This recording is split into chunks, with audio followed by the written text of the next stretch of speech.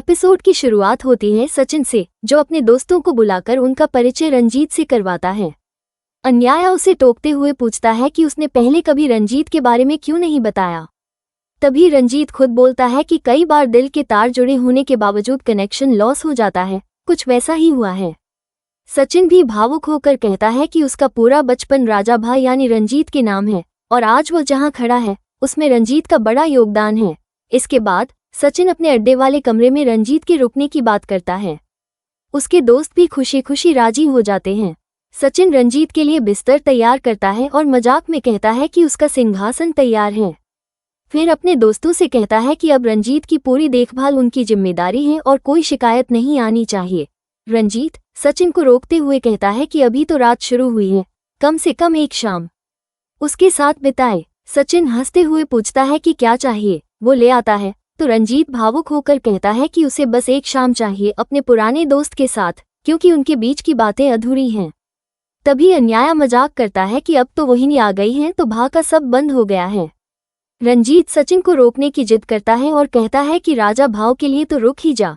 Sachin phone लेकर side में जाकर सायली से बात करता है और कहता है कि रंजीत उसका बचपन का दोस्त मिलने आया है और वह चाहता है कि वो कुछ वक्त साथ बिताएं। सायली पूछती है कि क्या वो रंजीत को घर ला रहा है, तो सचिन साफ कह देता है कि घर में जगह नहीं है। फिर बताता है कि होटल में बैठने का प्लान है। सायली को ये सुनकर बुरा लगता है और वो तंज में पूछती है कि क्या अब वो घर नहीं आएगा। सचिन कहता है कि वो सुबह तक ही घर आएगा, लेकिन सायली को उसका लहजा अजीब लगता है। सायली की नाराजगी बढ़ती है और वो सवाल करती है कि जब दोस्त मिल गया तो उसे घर क्यों नहीं लाया गया और अब होटल में रुकने की क्या जरूरत थी। सचिन सफाई देता है कि वो कुछ भी गलत नहीं कर रहा और जल्द ही घर लौट आएगा।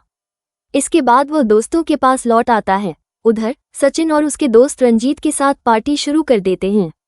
सभी शराब पीते हैं और मस्ती करते हैं। एक दोस्त अन्याया से कहता है कि लगता है रंजीत और सचिन की दोस्ती हम सबसे भी गहरी है। सचिन रंजीत से कहता है कि उसे लगा था वो जमकर पिएगा, लेकिन उसे देख लगता है एक भी मुश्किल से हो। रंजीत चुनौती स्वीकार करता है और दोनों के बीच शराब पीने की प्रतियोगिता शुरू हो जाती है। थोड़ी देर में दोनों नशे में डूब जाते हैं। सचिन नाचने लगता है और भावुक होकर रंजीत से कहता है कि उसने उससे बहुत कुछ सीखा है, जिंदगी जीने का तरीका, लड़ना और खुद पर विश्वास रखना। सचिन याद करता है कि कैसे रंजीत ने उसे उस समय बचाया था जब कुछ लड़कों ने उसे घेर लिया था। वो कहता है कि 3 साल रंजीत ने उसे संभाला, वरना वो बर्बाद हो गया होता। रंजीत भावुक होकर कहता है कि अगर इतना सब किया तो फिर छोड़ क्यों दिया।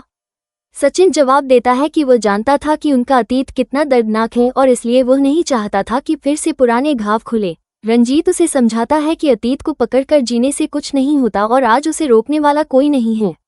लेकिन वो भी यह सवाल करता है कि आखिर सचिन ने अपने अतीत को सायली से क्यों छुपाया है। सचिन कहता है कि उसका अतीत सिर्फ अंधेरा था, बाल सुधार केंद्र की सच्चाई, और वो नहीं चाहता कि सायली उस अंधेरे में जाए। वो कहता है कि सायली उसकी दुनिया है, उसका सब कुछ है और अगर वो उसे खो बैठा तो खुद को भी खो देगा। रंजीत उसे चेतावनी देता है कि अगर यह राज किसी और से सायली को पता चला तो वो जख्म उसे और ज्यादा चुभेगा। लेकिन सचिन यह मान चुका है कि सायली उसकी सच्चाई नहीं झेल पाएगी और इसलिए उसने ठान लिया है कि यह राज हमेशा के लिए दफन रहेगा। रात ढल चुकी होती है, सब सो जाते हैं, लेकिन सचिन को एक डरावना सपना आता है जिसमें उसे फिर से अपराधी बुलाया जा रहा होता है। सपना टूटता है और सायली की आवाज उसे हकीकत में लौटा लाती है। अगली सुबह घर के डाइनिंग टेबल पर रेणुका और रोशनी साथ बैठी होती हैं। रेणुका की नज़र रात के बचे हुए खाने पर जाती है तो वह हैरान होकर पूछती है कि इतना खाना आखिर बचा कैसे। रोशनी तुरंत बोल पड़ती है कि शायद उन्हें पता नहीं कि सचिन तो रात घर आया ही नहीं था। रेणुका झुंझलाकर कहती है कि अब तो सचिन घर आना ही बंद कर चुका है। पहले कम से कम नशे में तो आता था, लेकिन अब तो वो गायब ही हो जाता है। वहीं खड़ी सायली बात को संभालते हुए कहती है कि घबराने की जरूरत नहीं है, सचिन ने खुद उसे फोन करके बताया था कि उसका बचपन का दोस्त मिलने आया है और उसी के साथ होटल में रुकने वाला है। लेकिन रेणुका सायली की बात को हल्के में लेते हुए ताना मारती है कि वो अब भी सपनों की दुनिया में जी रही है। वो कहती है कि उसका बेटा अब ऐसा नहीं है जो बिना शराब के रह पाए और शायद अब तो पुलिस स्टेशन से ही फोन आए तब कोई खबर मिलेगी। रोशनी भी इस बात को आगे बढ़ाते हुए तंज कसती है कि जब खुद सायली को ही अपने पति की खबर नहीं है तो बाकी लोग क्यों चिंता करें। अब सायली यह सुनकर खुद को नहीं रोक पाती और रोशनी को सीधा जवाब देती है कि उसे सचिन की चिंता करने की कोई जरूरत नहीं है।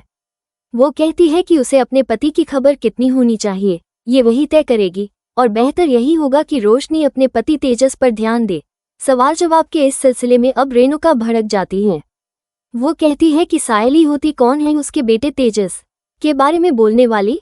वो कहती है कि तेरे पति की तो सबको असलियत पता है, दारू का नशा, गैर जिम्मेदाराना बर्ताव, फिर भी तुझे उसमें सब अच्छाइयां ही नजर आती हैं। रेणुका ये भी कहती है कि कैसे पत्नी हो जो अपने पति की खबर तक नहीं रखती। अब रोशनी कहती है कि सायली उसकी बात को गलत ढंग से ले रही है और यह भी जोड़ती है कि तेजस ने उसे पहले ही बता दिया था कि वो कहाँ और क्यों जा रहा है। रोशनी जोर देकर कहती है कि तेजस शराब नहीं पीता और न ही कभी हाथ उठाता है। तभी रेणुका उसे कहती है कि छोड़ दो इस बहस को, जब सायली को ही अपने पति की परवाह नहीं है तो बाकी लोग क्यों अपनी ऊर्जा जाया करें। सायली ठंडी आवाज में रोशनी को धन्यवाद देती है और दोबारा कहती है कि उसे अपने पति पर पूरा भरोसा है। वो कहती है कि सचिन देर से आए तो भी वो फोन करके जरूर बता देता है, जैसा उसने कल रात किया भी। वो कहती है कि चाहे कुछ भी हो सचिन उससे झूठ नहीं बोलता। इस पर रेणुका फिर से ताना मारती है कि हाँ, तेरा पति बहुत मेहनती है, दिन में टैक्सी चलाए और रात को बाटली चढ़ाए। ये सब सुनने के बाद सायली चुपचाप वहां से चली जाती है और किचन में पहुंचकर खुद से बातें करने लगती है। वो टूटे हुए मन से कहती है, तुम कहाँ हो सचिन? तुम हमेशा ऐसा क्यों करते हो जिससे मुझे दूसरों के सामने झुककर खड़ा होना पड़ता है। उसकी आंखों में आंसू होते हैं। दर्द साफ झलकता है कि वो पति के झूठ और उसकी गैरहाजिरी से कितनी आहत है। किचन की दीवारों के बीच सायली खुद से यह सवाल कर रही होती है कि आखिर सचिन की जिंदगी में ऐसा क्या है जिसे वो उससे छुपा रहा है। उसे लगता है कि सब कुछ ठीक नहीं है। सायली का मन डोल चुका है। वो अब अंदर से महसूस करने लगी है कि कुछ बड़ा है जो सचिन की मुस्कान के पीछे छुपा हुआ है। एक सच्चाई जो अब भी उससे दूर है। वहीं दूसरी तरफ होटल में सचिन और रंजीत की बातें और भी गहराई पकड़ रही होती हैं।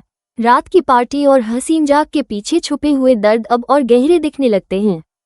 सचिन अब भी रंजीत को ये यकीन दिला रहा होता है कि वो सायली से सच्चाई नहीं बता सकता।